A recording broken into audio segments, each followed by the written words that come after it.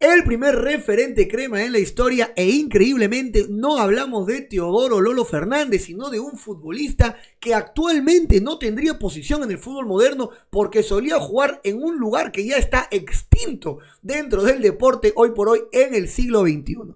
¿Qué tal, gente? Bienvenidos a un nuevo video de Bien Jugado. Yo soy Juanjo Paz. Aquí estoy dejando mis redes sociales en pantalla para que puedan seguirme, especialmente ustedes, nuevos suscriptores que por ahí dirán: Juanjo, ¿qué estás hablando? Hoy día no voy a jugar la U porque he subido video. Bueno, hay una saga que he dejado un poco olvidada, esta lista de reproducción llamada 100 años y 100 leyendas cremas, que debería haberse terminado el año pasado. Pero bueno, hoy volvemos con Eduardo el Toro Astengo, el que para muchos y para mí también es el primer gran referente en la historia de nuestra institución, cuando todavía solíamos llamarnos Federación Universitaria de Fútbol. Y de hecho, este señor tiene de polémico inclusive hasta el año de nacimiento, porque increíblemente el mismo club se tomó el tiempo, ¿no?, de poder hacerle un pequeño espacio dentro de la web, pero hay dos posts, de hecho, que han realizado la gente del club. Hay un post donde indican que nació en 1909 y otro donde parecen corregirse, parece más actual también, donde hablan de que nació en 1905. De hecho, esta última fecha, corroborando, contrastando un poquito, que es la labor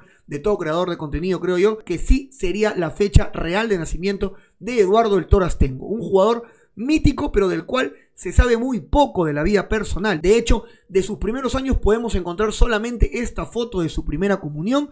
Debe ser allá por el año 1914, 1915, si es que en aquel entonces acostumbraban, como ahora, de que los pequeños tomen ese sacramento pues alrededor de los 9 o 10 años.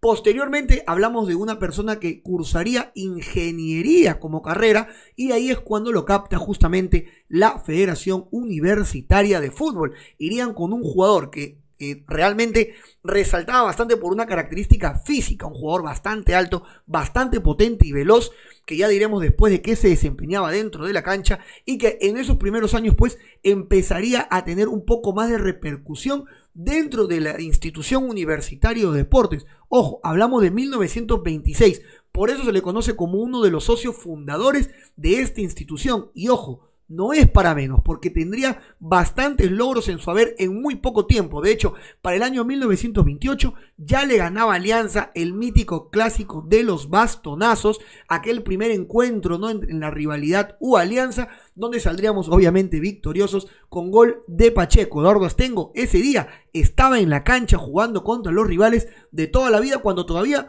no éramos, ¿no?, los rivales de toda la vida, éramos una rivalidad que recién empezaba. Más allá de eso, también pues fue parte de la institución y del plantel que enfrentó el primer partido internacional de la historia, allá por el año 1929, enfrentando, a ver, tengo que leer esto, el Club Atlético Defensor de Uruguay, que hoy por hoy es más conocido como el Defensor Sporting Club de Uruguay, sí, donde estaba jugando el Fonchi Barcos para mayor referencia, y que también salió campeón, dicho sea de paso, de la Copa Uruguaya hace poco con el Fonchi en cancha. Y ojo, también lo hicieron en el Estadio Nacional, donde también jugaron y le ganaron a Alianza Lima el clásico de los bastonazos que anteriormente estábamos mencionando. Si hablamos de la selección nacional, el hombre también venía siendo ya referente. Jugó la Copa América del 29 con un pequeño cambio en la camiseta que quería resaltar, porque primero Perú jugaba con unas franjas que más se asemejaban a los equipamientos paraguayos, y por esto mismo decidieron cambiarlo a posteriori, pues ellos se quedarían con la autoría de dicho diseño. También jugó la Copa Mundial de 1930. Eduardo Astengo fue parte del plantel bicolor que le plantó cara a la selección uruguaya, campeona del mundo en ese momento en la fase de grupos, y que formaría parte de aquel primer gran certamen mundial. Y es lógico que haya tenido la repercusión que tenía, pues en el año 1929 ganaría lo que sería la primera estrella en la historia de la Federación Universitaria de Fútbol, que hoy por hoy se conoce como nuestro querido llamado Club Universitario de Deportes.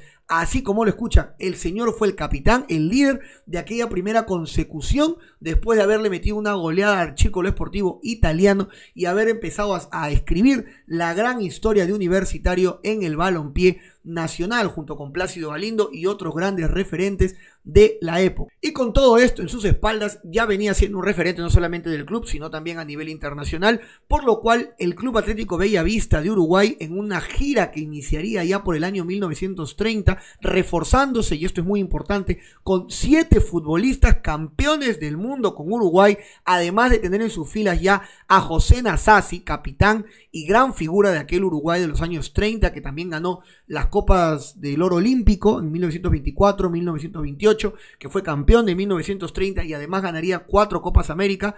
Ese equipo vendría a Lima a enfrentarse con una serie de clubes. ¿Quién fue el único en Perú que le pudo plantar la cara? Obviamente la Federación Universitaria de Fútbol, ganándole 2-1. Dicho sea de paso, este equipo jugó más de 30 partidos y casi no perdió en toda su gira. Además de esto, en Chile el único equipo que le pudo ganar fue el Colo-Colo. Al parecer, Colo-Colo y la U se parecían un poco más de lo que Alianza quiere hacer contar en la historia. Pero esto quedó obviamente en los anales de nuestra institución. A esto no podemos olvidarlo. Universitario le ganó a un Club Atlético Bellavista que tenía a 7 o más futbolistas de la selección uruguaya campeona de 1930. Un año después de este gran logro, pues empezaría la campaña de 1931, donde llegaría a las filas de Universitario un pequeño joven, ¿no? Un señor llamado Teodoro Fernández, con quien no solamente compartiría vestuario, no solamente compartiría la cancha, o incluso podríamos hablar de que Lolo lo veía a él como un referente, pues ya tenía más años en la institución, donde compartiría incluso esta foto bastante curiosa de una publicidad a lo que parecería ser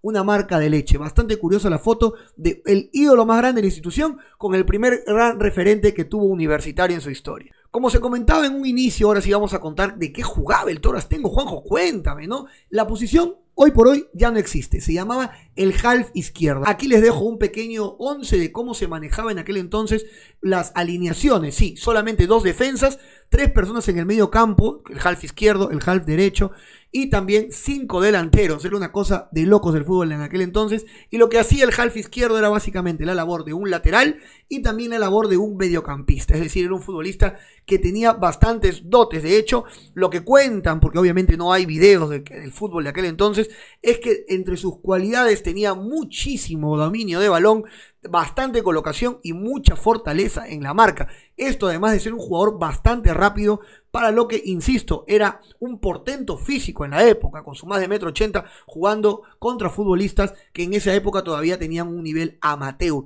Y también pues conformó esta gran línea defensiva o línea del medio campo, lo que le llamaban la línea de acero, junto con De Negri y también con Plácido Galindo.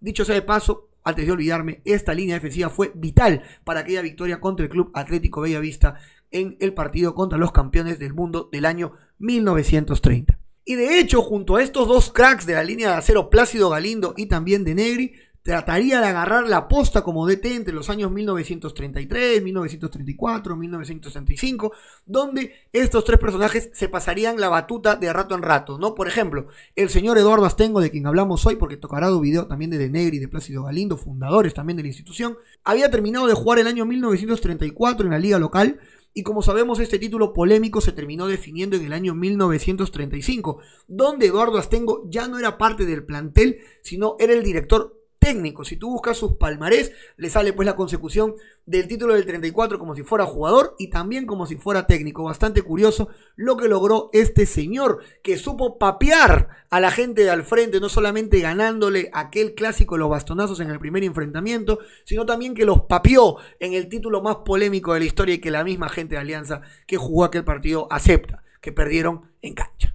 Además de todo lo mencionado, no quiero dejar de resaltar que con la selección peruana también formó parte de aquel combinado del Pacífico que hizo terrible gira en el año 1933 y 1934. Si quieres que hable de aquella gira importantísima selección, déjame acá abajo también tu comentario. Y desde aquí, un saludo al cielo al que fue para mí y para muchos el primer gran referente de nuestra institución. Esta saga de videos continuará, así que déjame abajo quiénes crees tú que deberían continuar dentro de la lista. Plácido Galindo, por ahí la gente me va a hablar de Chemo, del Puma. Yo creo que los grandes referentes contemporáneos los voy a dejar un poco para el final, pero bueno, ustedes son libres y si este video llega a 100 likes para el día de mañana, me pongo manos a la obra y el día martes les traemos el siguiente episodio de estas historias de las grandes leyendas de Universitario de Deportes. Para cerrar nada más, saber que el señor partió con los grandes el 3 de diciembre del año 1969.